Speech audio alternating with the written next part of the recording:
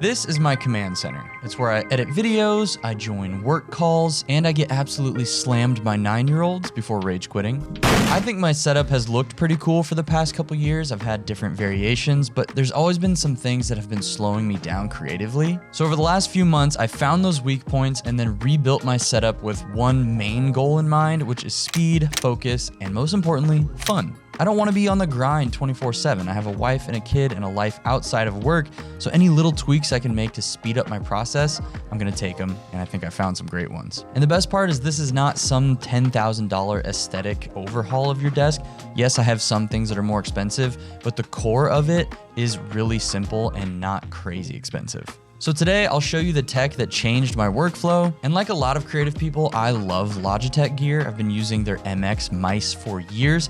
So I had the idea for this video. I reached out to them and they agreed to sponsor it and sent me some extra little goodies that actually helped make this desk setup even more efficient. But the goal is you can take whatever's valuable to you in this video and do with the rest whatever you want, okay? So we're gonna dive into my setup, but first let me show you some fun unboxing goodies and you'll see my son's tiny little fingers. You're welcome.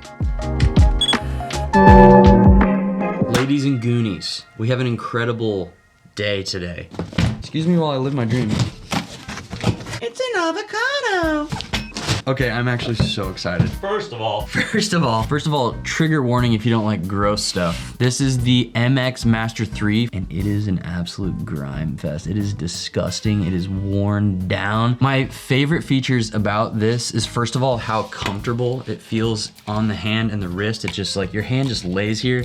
If you use a Magic Mouse, dude, we can't be friends. I'm sorry. I'm gonna start with this one because it's a camera, and I'm excited about this one too. This is the MX Brio webcam. I requested this from them because I use a Mac Mini and I do video calls and I don't always want to set up a super nice camera next to my desk on a tripod with a light. So I can put this on top of my monitor and use it for meetings and video calls and stuff. Brio, hello, bonjour. This is the work of Christ. Can I say that in a sponsored video? Yes, because it's my channel. It looks like this just wraps around and connects onto the back of the monitor. And then this can fully adjust. It goes left and right as well. Oh, it's a magnet. What? The build quality is awesome. It's pure metal, baby. Oh, what? That's cool. Time to have a video call. And the second thing they sent me, it's a mechanical keyboard. Hello? Oh my gosh, yes, it does connect to 3 different Bluetooth devices. That's amazing. Hi, sweetheart, how are you? He's top mid, So there's that. Obviously, USB-C, because we're in 2026. This is your on switch right here. Love that it glows. And it has this nice casing around the edges of the board. Very nice rugged quality. I mean, this is just a cool looking keyboard. And look how thin it is. That's incredibly thin. I love the floating mechanical keys. Oh my gosh. All right, let's plug this boy in and test it out. Let's go. Did they send us another package? What is that? You want me to open? Yes? Okay. What's in here? Ooh, what? Can you say create? This is the creative keypad. I could see myself using hotkeys. I have something like that already, so we'll see if this is better. Ooh, this is cool. I could see this being really useful in like color grading or something if I could get it to work with Resolve. But now, let's move on to the anti-cruster. Dude. Oh my gosh, that's fresh. This is the 3, this is the 4. Ooh, that's silent. This is super nerdy, but you can see how the edge is designed here where it flows into this side scroll wheel. So your thumb naturally rests on the side here versus on this guy, it's part of this indentation in the design. It's in there, it's kind of notched inside. So it's still like relatively easy to use, but it is, like my thumb kind of bumps up against the top body. It's not a problem I knew I had until I'm feeling the redesign, because this just like, I can scroll all the way up with no impedance. This one has 2 buttons on it. This one has 3. I have 1 small keyboard and 1 really effective mouse for 2 completely different computer setups. It's gonna be great. So at a high level, my setup runs on 2 computers, which might sound insane, but I have it dialed in, baby, trust me. So my main computer is for video editing and anything creative or work. That's my M2 Mac Mini base model, baby, still kicking. And then I have a custom built PC for all of my gamer boy needs. RIP affordable custom PCs. AI companies, can we just let gamers live in peace? Thanks. So what makes these 2 computers work in tandem together is this incredible little device that I've been singing the praises of since it launched, and that's the Rode Streamer X. I bought this thing day one because it seemed like the perfect solution for me, and I don't think there's anything else quite like it on the market to this day. And I don't really hear people talking about it much, so I'm gonna share some stuff. Basically, this is a video capture card in 4K and an incredible audio interface at the same time in one tiny package. So on the back of my PC's GPU, I have the main output from DisplayPort going into my gaming monitor, but there's an HDMI output as well that I have going into the Streamer X, which is connected to my Mac Mini via USB-C. All that means is that I can pass through the audio and video into something like OBS on my Mac Mini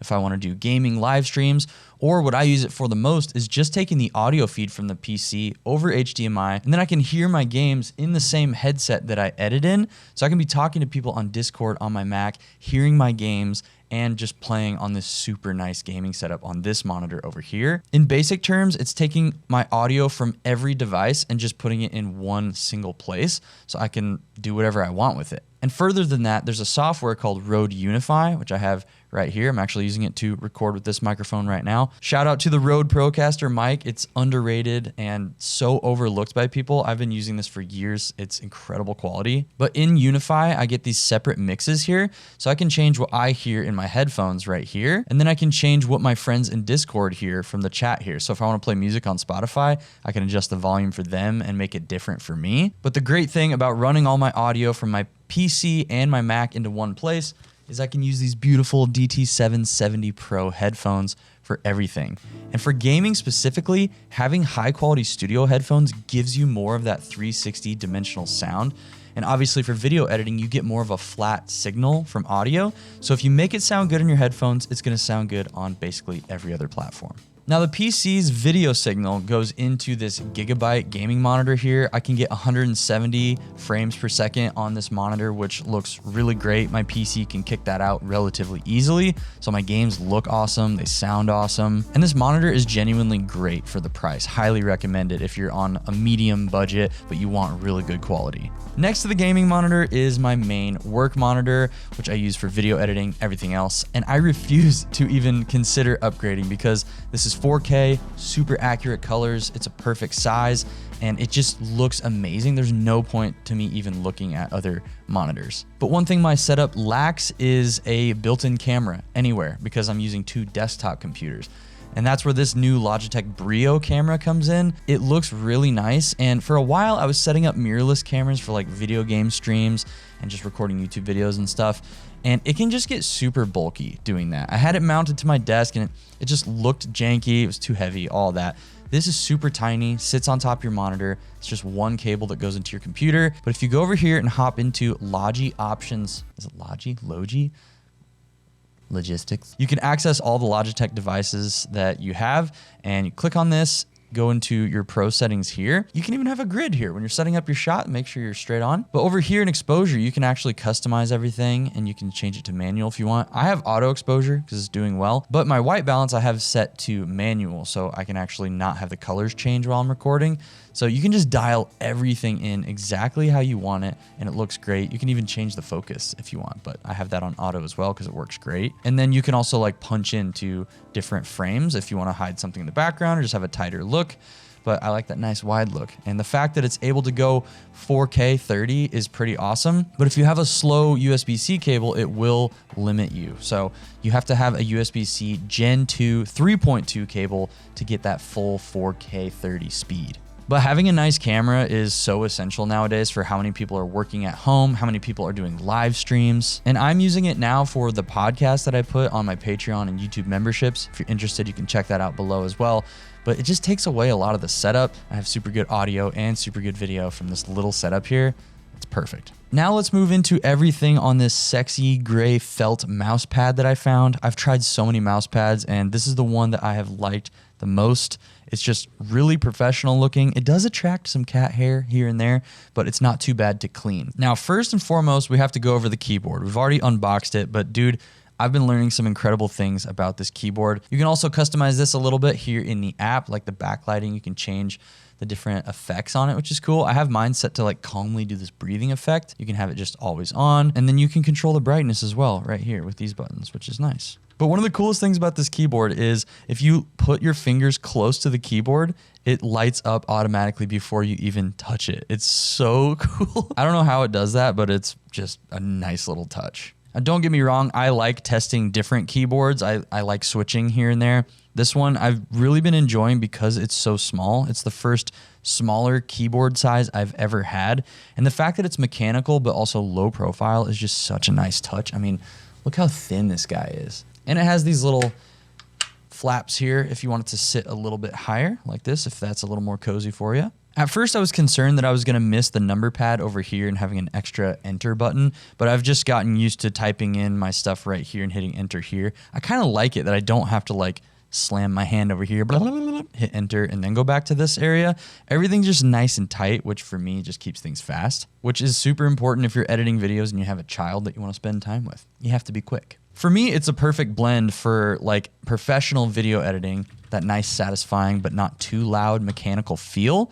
But then also, I can hit this little button here to change my Bluetooth setup over to my PC. One single click, and it's also really good for casual gaming. I know it's not a full-blown mechanical keyboard, but I actually like that it's a low profile and still mechanical because it's satisfying, but I don't get tripped up on the taller keys. And because it doesn't have that extended side on the right, I feel more comfortable using the mouse. I get extra room on the left and the right of my mouse swing, so I don't feel like I'm claustrophobic with my mouse or I have to put it way over here or something. It's just nice and tight right here. It's perfect together. I love it. And in my previous setup, I actually had an Apple keyboard for my editing screen here, and then I had a full-size mechanical keyboard at my gaming setup here. So it just took up way too much real estate, and I couldn't find an actual mouse pad that was quality and that massive. So having this work for both computers with one single click to switch between them is just, it's peak, dude. It's so good. Now, the next piece of absolute beauty